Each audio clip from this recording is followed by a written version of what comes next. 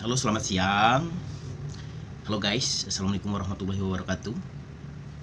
Kita, oh ya, sebelum menonton jangan lupa di subscribe, tekan tombol di bawah ini. Ya guys, selanjutnya kita di sini cerita-cerita, sharing masalah organisasi ya, organisasi kepemudaan, organisasi pergerakan di zaman kebangkitan nasional. Sharing itu organisasi yang pertama, kita bahas dulu ya. Di sini organisasi yang pertama dalam kebangkitan nasional, kalau kita lihat, yaitu organisasi Budi Utomo. Itu dalam kebangkitan nasional pergerakan Indonesia, dia organisasi yang pertama. Yang mana kemarin kan kita sudah membahas sebelum tahun 1908 itu kan pergerakan Indonesia tuh ada, cuman nggak nampak hasilnya. Setelah selesai 1908 baru nampak hasilnya. Pergerakan Indonesia tuh mulai nampak hasilnya di sana ya. Nah, di tahun 1908 nih kita bisa nampak hasilnya. Itu juga ditandakan mulai lahirnya organisasi-organisasi, yaitu pergerakan nasional, pergerakan Indonesia untuk menuju kemerdekaan, kebangkitan nasional, itu ditandakan lahirnya Budi Utomo. Yang Budi Utomo ini yang mana didirikan pada tahun 20 Mei tahun 1908 oleh Dr. Sutomo, Suradji, dan Gunawan. Dia bertiga ya, Sutomo, Suradji, Dr. Sutomo, Suradji, dan Gunawan. Gunawan Mangunkusumo, ini pasti orang Jawa. Nah, yang waktu itu dia menjadi mahasiswa di Stovia, daerah kedokteran Jawa. Mungkin dia memiliki gagasan, ibaratnya pemikiran pertama pembentukan Budi Utomo ini berasal dari Wahidin nih.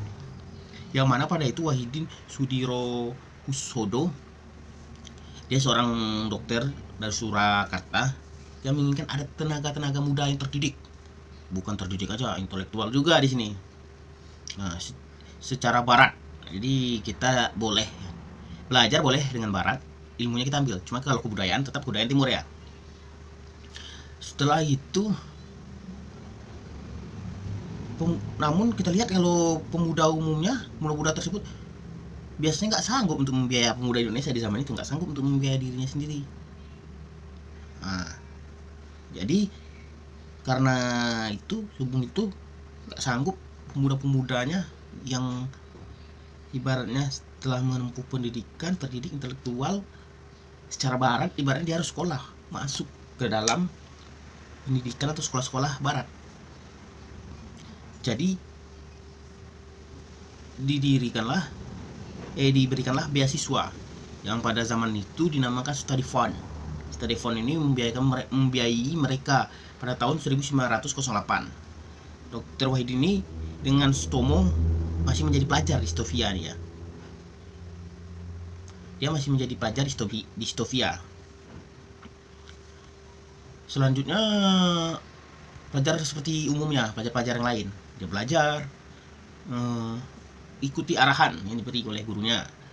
Nah, sebelum pada tanggal 20 Mei tadi 1908, nah, awal berdiri Budi Utomo ini 20 Mei 1908 diadakan rapat di satu kelas di Stovia, kelas kedokteran tadi.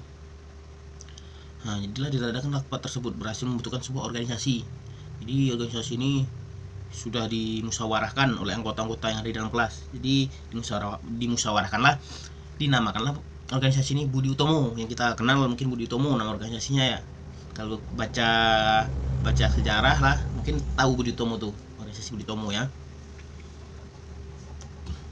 Dan pada waktu itu yang kalau nggak salah yang ditunjuk sebagai ketua itu Sutomo. Nah, tujuan dari Budi Utomo ini yaitu dia adalah kemajuan bagi Hindia atau kemajuan yang harmonis bagi nusa bangsanya. Hindia Belanda di zaman itu, maksud saya Hindia Belanda. Tujuannya kemajuan bagi Hindia Belanda di zaman itu ya, atau kemajuan yang harmonis bagi negara kita. Dia ingin melihat negara kita ini maju, bukan terjajah terus. Tujuan tersebut akan dicapai melalui usaha antara lain. Dia ingin memajukan pendidikan di Indonesia nih. Mana pada zaman itu ya yang bisa mengikuti pendidikan hanya orang-orang kaum bangsawan. Ya, jadi dia ingin mengubah mungkin aturannya. Jadi ingin memajukan pendidikan, teknik industri, sistem pertanian gimana ingin dirubahnya. agar maju peternakannya gimana, perdagangan kita gimana, serta menghidupkan kembali kebudayaan sendiri, kebudayaan kita yang dulu mungkin udah agak masuk kebudayaan barat di sana, karena kita udah lama terjajah oleh kolonial ya. Budi Utomo ini berasas komparatif moderal dan tidak berpolitik dia. Asasnya komparatif moderal, dia tidak berpolitik di sini, dia suatu organisasi. Selanjutnya, keanggotaan Budi Utomo ini terbatas, hanya ada di Pulau Jawa saja. Pulau Jawa. Ya, di Kepulauan Jawa. Jawa itu kan mencakup,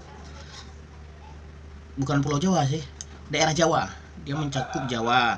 Ada juga yang termasuk dalam keanggotaannya, direkrutnya itu dari Madura, dan umumnya dia pelajar dan priai. Priai itu orang-orang ibaratnya di zaman itu orang-orang kaum bangsawan lah. Pada tanggal 5 Oktober 1908, Budi Utomo ini mengadakan kongres di Yogyakarta. Dari kongres itulah dihasilkanlah lah suatu atau gagasan atau pemikiran. Yang pertama, Budi Utomo itu nggak boleh berpolitik. Nah, yang kedua, kegiatan Budi Utomo itu ditunjukkan pada bidang sosial, budaya, dan pendidikan.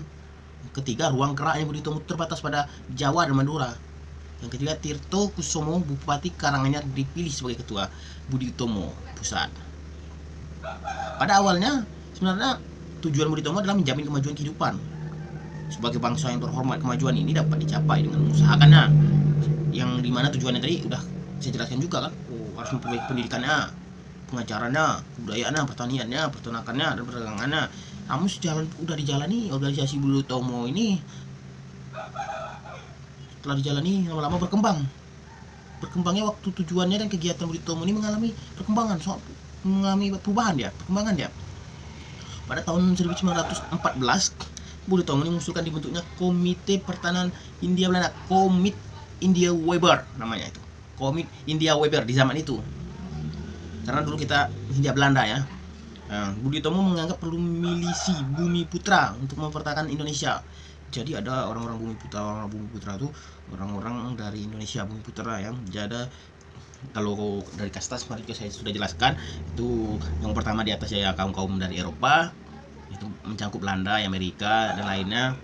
Itu Timur Asing, ada Arab, Cina, mungkin daerah-daerah lain. Ya Bumi Putra ya kita di kasta paling bawah. Nah, untuk mempertahankan Indonesia dari serangan luar akibat Perang Dunia Pertama.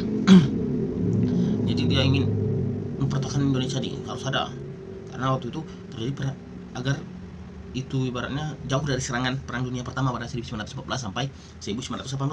Namun usulan itu tidak dikabulkan, dan justru waktu itu kan daerah Indonesia masih dipegang oleh pemerintahan Belanda. Malah waktu itu pemerintahan Belanda lebih mengutamakan pembentukan Dewan Rakyat Hindia Belanda itu. Waktu itu zaman itu namanya Volksraad, kalau nggak salah saya Volksraad. Selanjutnya ketika Volksraad atau Dewan Rakyat, Volksraad ini Dewan Rakyat, kalau kita DPR sekarang. Volksraad nih, selanjutnya ketika Volksraad didirikan, Budi Utomo aktif dalam lembaga tersebut. Jadi dari tujuan pertama Budi Utomo itu nggak mau masuk ke politik. Jadi akhir setelah didirikan Volksraad nih, karena waktu itu terjadi Perang Dunia perang 1914 sampai 1918 ya. Setelah itu masuk ke lembaga Volksraad nih. Dari awalnya nggak mau berpolitik, jadi masuk. Pada tahun 1932, pemahaman kebangsaan Budi Utomo makin berkembang. Berarti jadi dia berkembang. Setelah masuk di dalam itu, dia gagasannya semakin maju. Makin berkembang. Pada tahun 1932 itu pula dia mencantumkan cita-cita Indonesia merdeka dalam tujuan organisasinya. Jadi diumumkanlah kepada anggota-anggota semua Budi Utomo. Ya, mungkin kalau ada yang lain kesalahan apa, tolong dikritik di kolom komentar dan saran. Dan jangan lupa di subscribe lagi. Kalau yang lupa subscribe, jangan lupa di subscribe ya. Ya udah, assalamualaikum warahmatullahi wabarakatuh. Selamat siang guys.